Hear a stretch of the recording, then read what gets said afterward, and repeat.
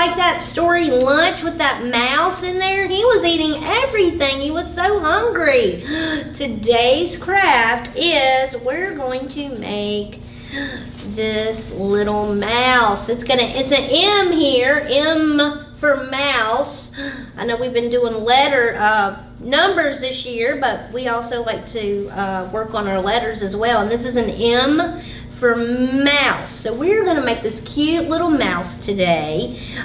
Be sure to stop by the library and get your packet with your number sheet and everything you're gonna need to make this.